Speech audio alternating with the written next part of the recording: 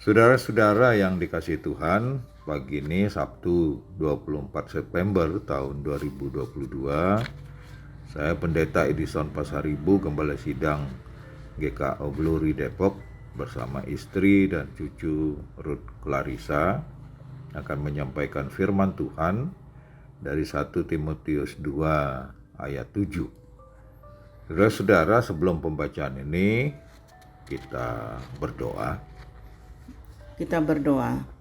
Bapa di sorga, pimpin kami mengerti firman-Mu dan ajari kami taat dan setia melakukannya setiap hari. Dalam nama Yesus kami berdoa. Amin. Saudara, pembacaan firman Tuhan 1 Timotius 2 ayat 7. Untuk kesaksian itulah aku telah ditetapkan sebagai pemberita dan rasul. Yang kukatakan ini benar, aku tidak berdusta, dan sebagai pengajar orang-orang bukan Yahudi dalam iman dan kebenaran. Saudara, terimalah firman Tuhan dengan sikap hati yang lembut, bersedia diajar, dibentuk, dipimpin, dan menjadi alat Tuhan yang rendah hati. Saudara-saudaraku, dari pembacaan firman Tuhan ini kita akan mendengar beberapa pertanyaan antara lain. 1. Kesaksian tentang apakah yang menyebabkan Paulus telah menjadi pemberita dan rasul?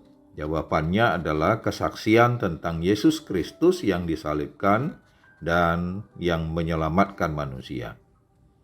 Kedua, kepada siapakah Paulus diutus menyampaikan kabar keselamatan ini? Jawabannya kepada orang-orang non-Yahudi. Ketiga, pengajaran apakah yang diberikan Paulus kepada orang-orang bukan Yahudi? Yakni pengajaran dalam iman dan kebenaran kepada Yesus Kristus. Saudara-saudara, jabatan guru atau pengajar adalah jabatan yang sangat terhormat dan mulia, karena mempunyai tugas untuk meyakinkan, memelihara, merawat, dan membekali jiwa-jiwa yang masih baru untuk mengenal, mengerti, memahami banyak hal, baik secara intelektual, spiritual, maupun emosional. Guru dikenal sebagai pahlawan tanpa jasa, karena mereka menjadikan apa yang diharapkan sebagai satu generasi mendatang yang sungguh-sungguh sangat luar biasa. Mereka melakukan dengan semangat, dengan tulus, dengan beban, membentuk mereka melalui pendidikan formal, informal maupun non-formal, bekerja tanpa pamrih, dan tidak pernah memikirkan untuk mengambil keuntungan bagi pribadi sendiri. Mereka hanya bersyukur, bangga, dan puas kalau anak-anak didiknya berhasil jauh melebihi mereka sendiri. Anak-anak yang kuat daya pikirnya, luas wawasannya, rendah hati, dan baik tingkat spiritualnya, mental maupun karakternya. Saudara-saudara, dalam pembacaan firman pagi ini, rasa hormat masyarakat Yahudi kepada seorang rabi, yaitu guru agama, seringkali jauh lebih tinggi dibandingkan kepada orang tua mereka sendiri. Mengapa?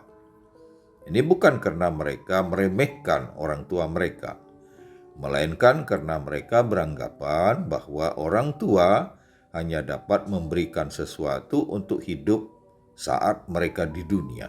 Sifatnya juga sangat singkat. Kalau mereka sudah mandiri, sudah berkeluarga, maka mereka merasa tidak perlu lagi bantuan dari orang tua. Sementara rabi atau guru agama memberikan sesuatu yang berhubungan dengan hidup masa depan, hidup yang kekal, hidup sesudah kematian.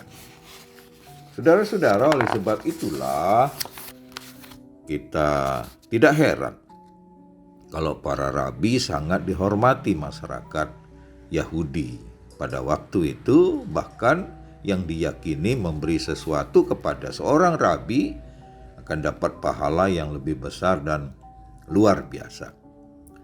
Dalam perjanjian baru, di samping para pengajar yang baik, yang benar, yang berangkat dari iman, tetapi disinggung juga adanya guru-guru palsu atau pengajar-pengajar sesat yang resminya berstatus guru atau pengajar, tetapi gagal untuk melakukan dan melaksanakan status yang terhormat itu. Karena mereka tidak mengajar kebenaran, tetapi mengajarkan hal-hal yang menyesatkan. Bukan hanya ajaran yang salah, karena kalau salah itu masih bisa diperbaiki. Tapi kalau yang sesat itu berarti membawa orang kepada kebinasaan. Ini jelas sebuah dosa yang serius. Seorang guru tidak dapat disebut guru kalau tidak hidup sesuai dengan yang diajarkannya. Yang diajarkannya begini, tetapi dia sendiri melakukan yang lain.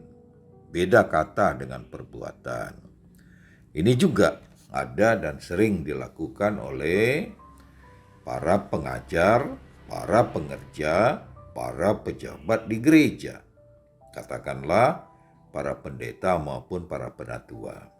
Pintar bicara, enak didengar, khotbah di atas mimbar luar biasa, tetapi ternyata perbuatannya di bawah mimbar buruk, karakternya juga buruk.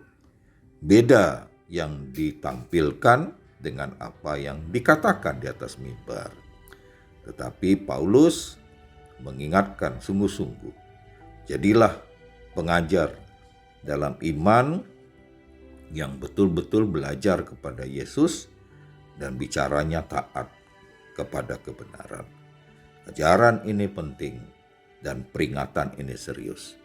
Tuhan memberkati kita. Amin. Saudara-saudara, bagikanlah renungan ini kepada setiap orang yang saudara temui, supaya mereka juga hidup sesuai dengan firman. Kiranya kita semua diberkati hari ini. Tuhan menyertai kita. Kita berdoa. Terima kasih Bapa untuk firman. Ajari kami melakukan, terutama biarlah kami menjadi pengajar yang bertanggung jawab. Apa yang kami katakan, itu juga yang kami hidupi setiap hari. Dalam nama Yesus kami berdoa. Amin.